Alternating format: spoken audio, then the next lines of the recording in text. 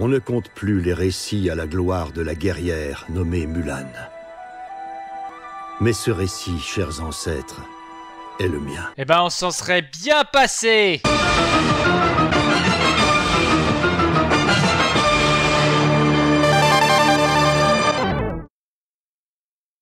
Si je vous demandais de résumer le remake de Mulan en 2 mots, le deuxième serait désastre et le premier c'est le quantificatif que vous voulez.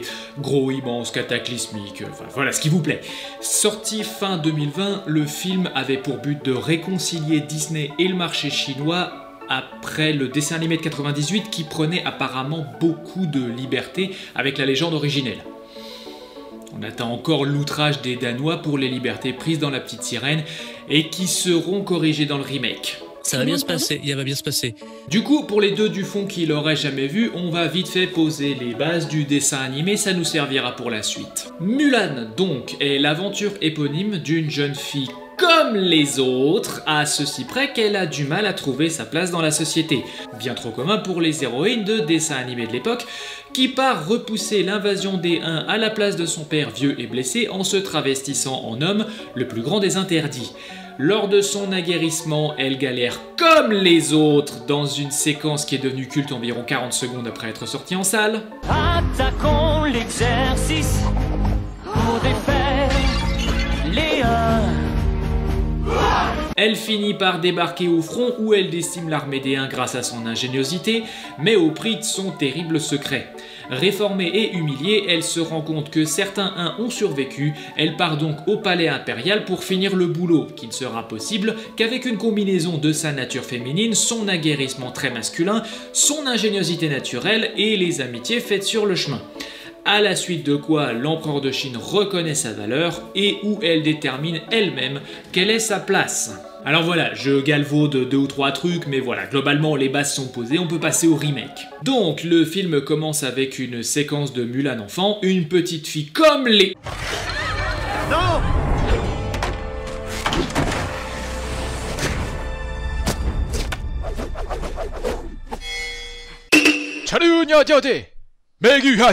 Ah ouais, d'accord, ça va être un film comme ça. Bon, on va pas le traiter de manière linéaire, mais cet exemple directement tiré du préambule est un exemple flagrant du mélange des genres le plus complet qui forme ce film. Sur la forme d'abord, où toutes les scènes d'action font penser à Matrix avec ses choix complètement inutiles.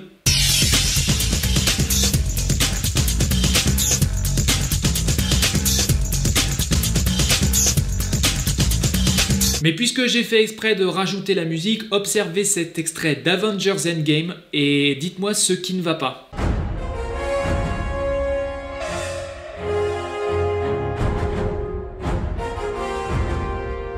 Ben oui, gagné, c'est pas du tout une musique d'Avengers, mais du Mulan de 2020.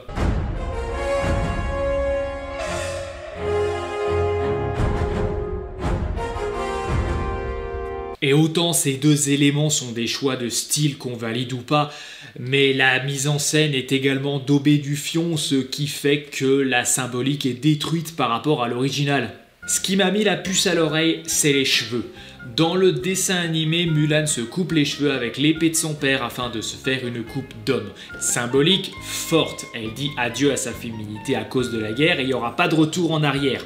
Et la mise en scène aux plans brefs, serrés, des plans conquérants sont juxtaposés quand le masque tombe plus tard dans le film avec un plan long misérabiliste pris d'un point de vue paternaliste et avec des couleurs froides. Eh ben c'est pas du tout ce qui se passe dans le remake. Les cheveux sont jamais coupés. Ce que j'attribuais au début à une ellipse à la Disney qui part régulièrement du principe que les gens qui consomment les remakes sont déjà fans des originaux et donc font le lien intuitivement, mais non. On passe de elle prend l'épée à coupe de garçon à en fait elle renaît en fille, donc on retrouve les cheveux très longs comme ça et c'est censé passer crème. D'ailleurs j'utilise pas le verbe renaître au hasard parce que ce putain de phénix quoi.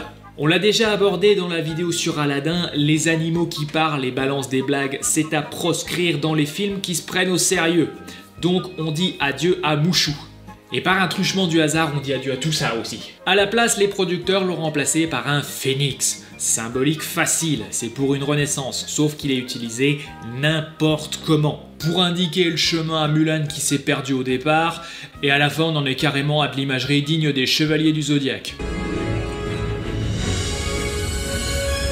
Encore plus grave, le seul moment où le symbole est utilisé correctement, le film est obligé d'en rajouter une couche avec une narration qui, vu son utilisation dans le film jusqu'à ce moment, est quasi anecdotique. Et Roi Jun est mort. Mais Mulan a survécu. Et là-dessus, du coup, on rajoute le phénix, mais en prime sur ça, on va rajouter le coup des cheveux, triple tartine de symboles mal exploités. Et vous pouvez avoir la garantie que si on a un tel mélange des genres dans la réalisation, on va la retrouver dans l'écriture du scénario. D'une simple histoire d'une jeune fille courageuse forgée dans les épreuves avec un fond de deuxième lecture féministe, on passe à un grand n'importe quoi à base de puissance du chi, pouvoir du phénix et des sorcières harpies à la fois omnipotentes et soumises. Mulan est devenue cet archétype d'héroïne à la Rey Skywalker qui sait déjà tout faire, mais qui selon la contrainte narrative doit quand même tout apprendre. Du coup, on se retrouve avec une Mulan qui révise tous ses katas à l'épée au lieu de se couper les cheveux. J'insiste, mais le coiffeur c'était important dans le contexte, avant de quand même apprendre à se battre même si elle est déjà au niveau supérieur. Elle a la force du chi du phénix au point de sauter sur les toits sans difficulté étant gamine, mais soulever 2 seaux d'eau à l'adolescence, c'est perdu. Elle est capable d'esquiver des flèches à dos de cheval et de riposter sur des cibles mouvantes, mais esquiver un pauvre projectile lancé par la harpie, dommage. Mais alors mon préféré, ça reste le châtiment réservé à ce que va faire Mulan, qui est curieusement pas le même que les autres. Voler, châtiment, la mort. Désertion, châtiment, la mort. Malhonnêteté, châtiment, expulsion. Tiens, pile poil par hasard les 2 trucs que j'ai fait. Et qui en prime n'a littéralement aucune conséquence puisque le régiment de Chinois élevé dans les traditions, la morale et le culte de l'honneur lui fait quand même aveuglément confiance une fois le masque tombé, contrairement à un certain dessin animé que je pourrais nommer. En l'état, le remake de Mulan est très similaire à celui d'Aladin ou de La Belle et la Bête. La structure globale, c'est la même, mais elle est changée par de minuscules détails qui supposément corrigent les défauts du dessin animé. Je m'appelle Cricket. Et qui s'accumulent au point qu'à la fin, on reconnaît pas le final. J'ai déjà analysé la formule dans mon épisode sur Aladdin, alors je reviens pas en détail sur le sujet. Et j'énumère pas non plus les différences, ça je laisse le soin aux spectateurs de les détecter et de déterminer leur importance. Mais un indice, la poupée était primordiale. Là où le remake de Mulan enfonce le couteau dans la plaie, c'est l'arrogance de Disney dans tout le procédé. Et pour ça, on doit en revenir au point central du dessin animé. Parce qu'on peut débattre du fait qu'une actrice pro-répression à Hong Kong n'est pas le meilleur avatar pour incarner l'éprise de liberté Mulan, d'autres l'ont déjà fait avant moi, et on en revient à l'éternel débat entre séparer l'œuvre et l'artiste dont on est bien trop familier en France. Non, ce qu'on va analyser, c'est que dans le dessin animé, notre personnage passe son temps à trouver sa place, car sa condition de femme à marier ne lui convient définitivement pas en début de film. Mais Soldat, c'est également trop pour elle. Du coup, pour survivre, elle doit canaliser son ingéniosité qui la sépare des brutes, qui s'avère être non seulement le déclencheur de la progression du régiment, et la clé pour sauver l'empereur en fin d'aventure. Bref, après son épopée, l'honneur retrouvé est presque secondaire. Mulan a compris que sa place était de protéger les gens qui comptent pour elle, et puisque l'empereur est hors de danger, ça veut dire revenir dans sa famille pour être aux petits soins de son père toujours vieux et faible.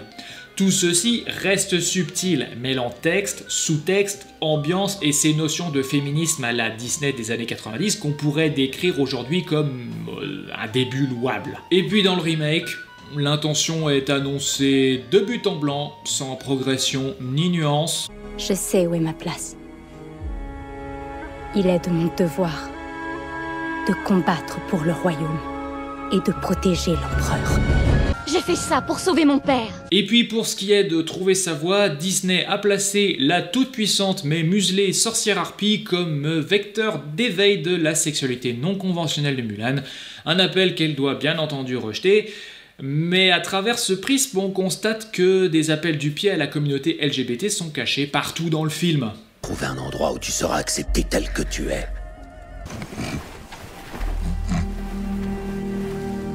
Donc c'est tout à fait naturel. Pour moi, ça n'a rien de naturel.